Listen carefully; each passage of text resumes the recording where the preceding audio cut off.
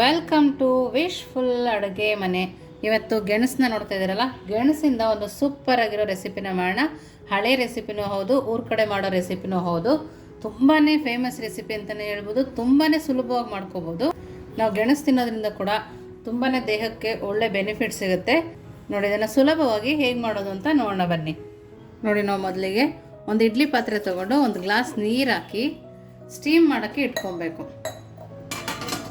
ನೋಡಿ, ಇದನ್ನು stove on ಮಾಡಿ ನಾವು ನೀರನ್ನ ಇಡ್ಲಿಗೆ ಯಾವ ಥರ ಕುದಿ ಬರೋ ಥರ ಕುದಿಸ್ಕೊತೀವೋ ಅಲ್ಲಿ ತನಕ ನಾವು ಇದನ್ನು ಕುದಿಸ್ಕೊಂಬರೋಣ. ನೋಡಿ, ಇವಾಗ ಗೆಣಸನ್ನು ಈ ಥರ ಸಣ್ಣ ಸಣ್ಣ ಪೀಸ್ ಆಗಿ ಕಟ್ ಮಾಡ್ಕೊಳ್ಳೋಣ. ನಾವು ನೋಡಿ ಈ ಸೈಜಲ್ಲಿ ಕಟ್ ಮಾಡ್ಕೊಬೇಕು. ನಾವು ಹಾಗೇ ಗೆಣಸನ್ನ ಬೇಯಿಸ್ಬಿಟ್ಟು ಕೊಡ್ತೀವಿ ಅಂದರೆ ಕೆಲವೊಬ್ಬರು ತಿನ್ನೋದಿಲ್ಲ. ನಾವು ಈ ಥರ ಮಾಡಿಕೊಟ್ರೆ ಇದು ಗೆಣಸಿಂದ ಮಾಡಿದ್ದೀವಿ ಅಂತ ಕೂಡ ಯಾರೂ ಹೇಳೋದಿಲ್ಲ. ತುಂಬ ಖುಷಿಪಟ್ಟು ತಿಂತಾರೆ. ಇಷ್ಟಿಷ್ಟು ಸೈಜಲ್ಲಿ ಕಟ್ ಮಾಡಿಕೊಂಡ್ರೆ ಬೇಗ ಸ್ಟೀಮ್ ಆಗುತ್ತೆ. ನಾವು ಸ್ಟೀಮಲ್ಲಿ ಮಾಡೋದ್ರಿಂದ ಆರೋಗ್ಯಕ್ಕೆ ಕೂಡ ಒಳ್ಳೆಯದು. ನೋಡಿ, ಇಷ್ಟು ಗೆಣಸನ್ನು ಇವಾಗ ಕಟ್ ಮಾಡ್ಕೊಂಡಿದ್ದೀನಿ. ನಾವು ಇದನ್ನು ಈ ಪಾತ್ರೆಗೆ ಹಾಕೋಣ. ನೋಡಿ, ಚೆನ್ನಾಗಿ ತೊಳೆದಿರೋ ಗೆಣಸನ್ನು ಕಟ್ ಮಾಡಿ ಈ ಪಾತ್ರೆಗೆ ಹಾಕ್ಕೊಂಡಿದ್ದೀನಿ. ಇದನ್ನು ನೆಕ್ಸ್ಟ್ ನೋಡಿ, ಇವಾಗ ನೀರು ಕಾಯ್ತಿದೆ. ಇವಾಗ ಈ ಪಾತ್ರೆನಲ್ಲಿಟ್ಟು ಗೆಣಸನ್ನು ಬೇಯಿಸ್ಕೊಬೇಕು. ನಾವು ಇದಕ್ಕೆ ನೀರು ಹಾಕೋಂಗಿಲ್ಲ, ಹಾಗೆಯೇ ಬೇಯಿಸ್ಕೊಬೇಕು. ಸ್ಟೀಮಲ್ಲಿ ಬೆಂದ್ರೇ ಚೆನ್ನಾಗಿರುತ್ತೆ. ಲಿಡ್ಡನ್ನು ಕ್ಲೋಸ್ ಮಾಡಿ ಮೀಡಿಯಮ್ ಫ್ಲೇಮಲ್ಲಿಟ್ಟು 10 ನಿಮಿಷ ಬೇಯಿಸ್ಕೊಬೇಕು. ಇದು ಸಾಫ್ಟಾಗಿ ಬೇಯೋ ತನಕನೂ ಬೇಯಿಸಿದ್ರೆ ನಮಗೆ ಸ್ಮ್ಯಾಶ್ ಮಾಡುವಾಗ ಗಂಟು ಸಿಗೋದಿಲ್ಲ. ನೋಡಿ, ಮೀಡಿಯಮ್ ಫ್ಲೇಮಲ್ಲಿ ಇಟ್ಟಿದ್ವಲ್ಲ, 5ರಿಂದ 10 ನಿಮಿಷ ಆಗಿದೆ.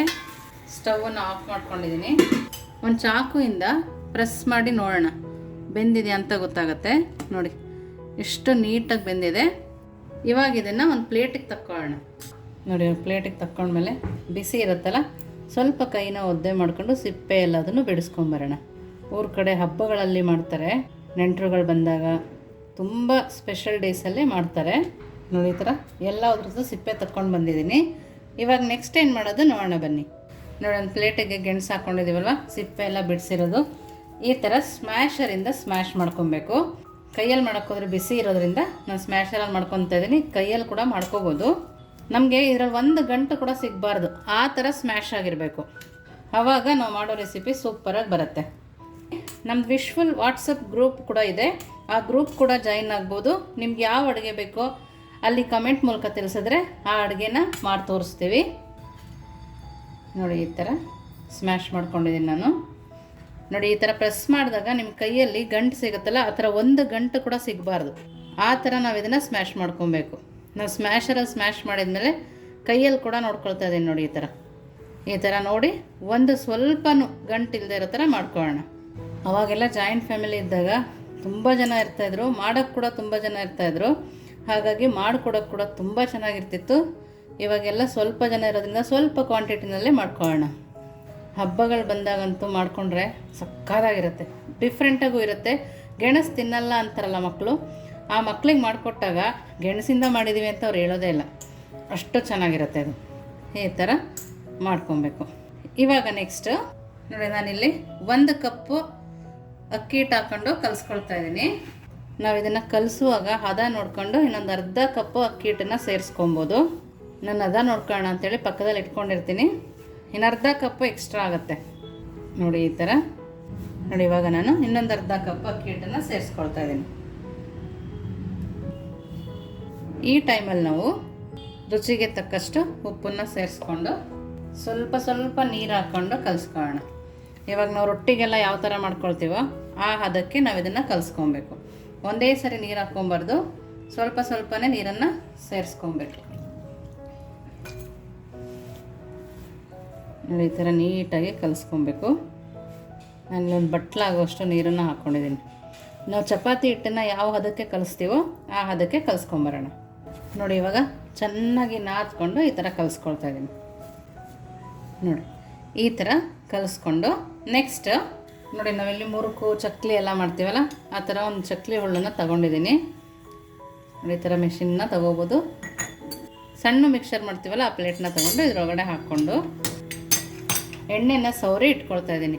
ನಾವು ಎಣ್ಣೆ ಸರೋದ್ರಿಂದ ನಾವು ಮಾಡೋದು ಅಂಟೋದಿಲ್ಲ ಅಂಥೇಳಿ ಎಣ್ಣೆನ ಸರ್ಕೊಂಡಿದ್ದೀನಿ.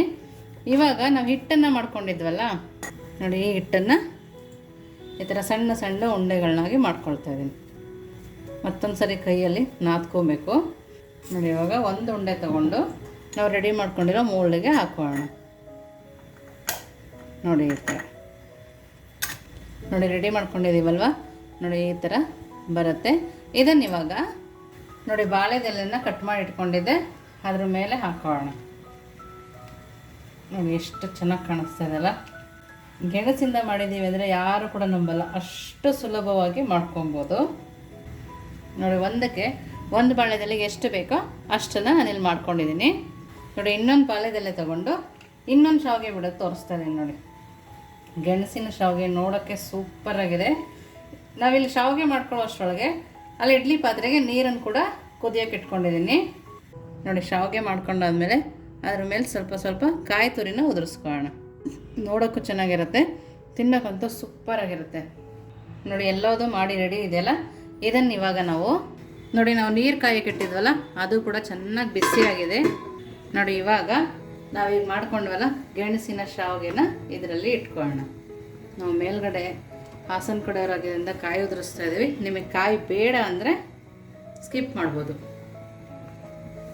ನೋಡಿ ನಾನು ಮಾಡಿರೋದೆಲ್ಲದನ್ನು ಒಂದೇ ಸರಿ ಇಟ್ಕೊಳ್ತಾ ಇದ್ದೀನಿ. ಇದು ಒಂದಕ್ಕೊಂದು ಅಂಟೋದಿಲ್ಲ, ನಾವು ಮೇಲೆ ಬೇಕಾದ್ರೂ ಇಟ್ಕೋಬೋದು. ನೋಡ್ತಾ ಇದ್ದೀರಲ್ಲ, ಈ ಥರ ಇಟ್ಟು ಮೀಡಿಯಮ್ ಫ್ಲೇಮಲ್ಲಿ ಇಟ್ಟು ಲಿಡ್ಡನ್ನು ಕ್ಲೋಸ್ ಮಾಡೋಣ. ಇವಾಗ ಮಿನಿಮಮ್ ಏನಿಲ್ಲ ಅಂದರೂ 5 ರಿಂದ 10 ನಿಮಿಷ ಮೀಡಿಯಮ್ ಫ್ಲೇಮಲ್ಲೇ ಇದು ಬೇಯಬೇಕು. ನಾವು ಮೊದಲೇ ಗೆಣಸನ್ನು ಕೂಡ ಬೇಯಿಸ್ಕೊಂಡಿರೋದ್ರಿಂದ ಜಾಸ್ತಿ ಬೇಯೋ ಅವಶ್ಯಕತೆ ಇಲ್ಲ, 5 ರಿಂದ 10 ನಿಮಿಷ ಸಾಕಾಗುತ್ತೆ. ಇದು ಬೇಯೋ ಅಷ್ಟರೊಳಗೆ ನೆಕ್ಸ್ಟ್ ಏನು ಮಾಡೋದು ಅಂತ ನೋಡೋಣ ಬನ್ನಿ. ನೋಡಿ ಒಂದು ಮಿಕ್ಸಿ ಜಾರನ್ನ ತೊಗೊಂಡಿದ್ದೀನಿ. ಅರ್ಧ ಹೋಳಾಗೋಷ್ಟು ತೆಂಗಿನಕಾಯಿ ತುರಿನ ಹಾಕ್ಕೊಳ್ತಾ ಇದ್ದೀನಿ. ತೆಂಗಿನಕಾಯಿ ಕಟ್ ಮಾಡಬೇಕಿದ್ರೂ ಹಾಕೋಬೋದು. ಹಾಗೆಯೇ 1 ಸ್ಪೂನ್ ಆಗೋಷ್ಟು ಗಸಗಸೆನೇ ನಾನಿಲ್ಲಿ ಹುರಿದುಬಿಟ್ಟು ಹಾಕ್ಕೊಳ್ತಾ ಇದ್ದೀನಿ. ನಾನಿಲ್ಲಿ 1 ಸ್ಪೂನ್ ಆಗೋಷ್ಟು ಕಡಲೆನ ಕೂಡ ಸೇರಿಸ್ಕೊಳ್ತಾ ಇದ್ದೀನಿ. ಹಾಗೆಯೇ 2 ಏಲಕ್ಕಿನ ಬಿಡಿಸ್ಬಿಟ್ಟು ಹಾಕ್ಕೋಬೇಕು. ಸ್ವಲ್ಪ ನೀರನ್ನು ಹಾಕಿ ಸಣ್ಣದಾಗಿ ಗ್ರೈಂಡ್ ಮಾಡ್ಕೊಂಬರ್ಬೇಕು. ನಮಗೆ ಕಾಯಿ ದಪ್ಪ ದಪ್ಪ ಸಿಗಬಾರ್ದು, ತುಂಬಾ ಸಣ್ಣದಾಗಿರಬೇಕು. ಆ ಥರ ರುಬ್ಕೊಂಬರೋಣ. ನೋಡಿ ಎಷ್ಟು ಸಣ್ಣದಾಗಿ ಆಗುತ್ತೋ ಅಷ್ಟು ಸಣ್ಣದಾಗಿ ರುಬ್ಕೊಂಬರ್ಬೇಕು. ನೋಡಿ ತುಂಬಾ ಸಣ್ಣದಾಗಿ ರುಬ್ಬಿದ್ದೀನಿ ನಾನು ಈ ಥರ. ಇವಾಗ ಇದನ್ನು ಪಕ್ಕಕ್ಕೆ ಇಟ್ಟು ನೆಕ್ಸ್ಟ್ ಏನು ಮಾಡೋದು ನೋಡೋಣ ಬನ್ನಿ. ನೋಡಿ ಇವಾಗ ಒಂದು ದಪ್ಪ ತಳ ಇರೋ ಪಾತ್ರೆನ ತೊಗೊಂಡಿದ್ದೀನಿ. ಹಾಗೆಯೇ 1 ಬೌಲ್ ಆಗೋಷ್ಟು ಬೆಲ್ಲನ ಇಲ್ಲಿ ಸೇರಿಸ್ಕೊಳ್ತಾ ಇದ್ದೀನಿ. ಅದೇ ಬೌಲಲ್ಲಿ 1 ಬೌಲ್ ಆಗೋಷ್ಟು ನೀರನ್ನು ಕೂಡ ಸೇರಿಸ್ಕೊಳ್ತಾ ಇದ್ದೀನಿ. ಇವಾಗ ನಾವು ಇದನ್ನು ಚೆನ್ನಾಗಿ ಕರಗಿಸ್ಕೊಬೇಕು. ನಮಗೆ ಬೆಲ್ಲ ಇಲ್ಲಿ ಪಾಕ ಬರಬೇಕಾಗಿಲ್ಲ, ಬರೀ ಬೆಲ್ಲದ ಕರಗಿದ್ರೆ ಸಾಕಾಗತ್ತೆ.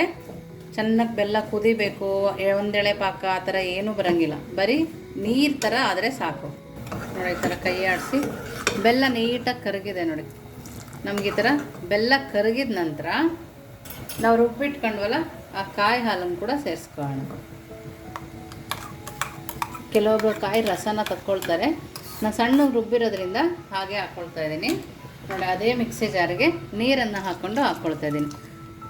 ನಮಗೆ ಕಾಯಿ ಹಾಲು ಸ್ವಲ್ಪ ತೆಳುನೇ ಇರಬೇಕು. ಗಸಗಸೆ ಕಾಯಿ ಎಲ್ಲ ಹಾಕಿರೋದ್ರಿಂದ ಘಮ ಘಮಾನ್ ಸ್ಮೆಲ್ ಬರ್ತಾಯಿದೆ. ಇದನ್ನು ಜಾಸ್ತಿ ಕುದಿಸೋಂಗಿಲ್ಲ, 1 ರಿಂದ 2 ನಿಮಿಷ ಕುದಿಸೋಣ. ಮೀಡಿಯಮ್ ಫ್ಲೇಮಲ್ಲಿಟ್ಟು ಕುದಿಸ್ಕೊಂಬರೋಣ. ನೋಡಿ ಕಾಯಲ್ಲಿ ಕೂಡ ಕುದೀತಾ ಇದೆಯಲ್ಲ, ನೋಡಿ ಚೆನ್ನಾಗಿ ಕುದ್ದಿದೆ. ನಮ್ಮ ಕಾಯಿ ರಸ ಮತ್ತು ಬೆಲ್ಲಕ್ಕೆಲ್ಲ ಹಿಡಿಬೇಕಿತ್ತು. 1 ರಿಂದ 2 ನಿಮಿಷ ಕುದಿಸಿರೋದ್ರಿಂದ ಚೆನ್ನಾಗಾಗಿದೆ. ಘಮ ಅಂತೂ ಸೂಪರಾಗಿ ಬರ್ತಾಯಿದೆ. ಕಾಯಿ ಹಾಲಂತೂ ರೆಡಿ ಆಯಿತು. ಇವಾಗ ಶಾವಿಗೆ ಏನಾಗಿದೆ ಅಂತ ನೋಡೋಣ ಬನ್ನಿ. ನೋಡಿ ನಮ್ಮ ಶಾವಿಗೆ ಕೂಡ ರೆಡಿ ಇದೆ. ನೋಡಿ ಇವಾಗ ಸ್ಟವನ್ನು ಆಫ್ ಮಾಡ್ಕೊಳ್ಳೋಣ. 1 ನಿಮಿಷ ಇದು ತಣ್ಣಗಾಗಬೇಕು. ತಣ್ಣಗಾದ್ಮೇಲೆ ಸರ್ವ್ ಮಾಡ್ಕೊಳ್ಳೋಣ. ಕಾಯಿ ಹಾಲು ರೆಡಿ ಇದೆ, ಶಾವಿಗೆನೂ ರೆಡಿ ಇದೆ. ಹೇಗಿದೆ ಟೇಸ್ಟು ಅಂತ ನೋಡೋಣ ಬನ್ನಿ. ನೋಡಿ ಒಂದು ಪ್ಲೇಟ್ ಕೂಡ ರೆಡಿ ಇದೆ. ನೋಡಿ ಗೆಣಸಿನ ಶಾವಿಗೆ ನೋಡ್ತಾ ಇದ್ರಲ್ಲಿ ಎಷ್ಟು ಚೆನ್ನಾಗಿ ಬರ್ತಾಯಿದೆ ನೋಡಿ. ನೀವು ಕೂಡ ನಿಮ್ಮ ಮನೇಲಿ ಮಾಡ್ತಾಯಿದ್ರೆ ಕಮೆಂಟ್ ಮೂಲಕ ತಿಳಿಸೋದನ್ನು ಮರಿಬೇಡಿ. ನಾವು ಬಾಳೆದೆಲೆಯಲ್ಲಿ ಮಾಡೋದ್ರಿಂದ ತುಂಬಾ ಹೆಲ್ದಿಯಾಗಿರುತ್ತೆ. ನೋಡ್ತಾ ಇದ್ರಲ್ಲ ಏನು ಸಕ್ಕತ್ತಾಗಿದೆ ನೋಡಿ. ಎಲ್ಲದೂ ಅದೇ ಥರ ಬಂದಿದೆ. ನಾವು ಒಂದೇ ಸರಿ ಮಾಡ್ಕೊಬಿಡ್ಬೋದು. ನೆಂಟರೆಲ್ಲ ಬಂದಾಗ ಪದೇ ಪದೇ ಮಾಡೋಂಗಿರಲ್ಲ. ನಾವು ಒಂದು ಸರಿ ಇಡ್ಲಿ ಪಾತ್ರೆ ಇಟ್ಟರೆ ಬೇಗ ಆಗೋಗುತ್ತೆ. ಜಸ್ಟ್ ಹಿಂಗೆ ಅಂದರೆ ಬಂದ್ಬಿಡುತ್ತೆ. ನೋಡಿ ಎಷ್ಟು ಚೆನ್ನಾಗಿದೆ ನೋಡ್ತಾ ಇದ್ದಾರಲ್ಲ. ತುಂಬ ಅಂದರೆ ತುಂಬಾ ಚೆನ್ನಾಗಿರುತ್ತೆ ನೋಡಿ. ಇವಾಗ ಇದರಲ್ಲಿ ಒಂದು ತೆಗೆದು ನಾವು ಸರ್ವ್ ಮಾಡ್ಕೊಳ್ಳೋಣ. ನೋಡಿ 2 ಹಾಕ್ಕೊಂಡು ನಾವು ಮಾಡಿರೋ ಕಾಯಿ ಹಾಲನ್ನು ಅದರ ಮೇಲೆ ಹಾಕೋಣ. ನೋಡಿ, ಬಾಯಲ್ಲಿ ನೀರು ಬರ್ತಾ ಇದ್ರೆ ಕಮೆಂಟ್ ಮೂಲಕ ತಿಳಿಸೋದನ್ನು ಮರಿಬೇಡಿ. ನೋಡಿ ಏನು ಸಕ್ಕತ್ತಾಗಿದೆ, ನೋಡ್ತಾ ಇದ್ದೀರಲ್ಲ, ನೋಡಿ ಈ ಥರ.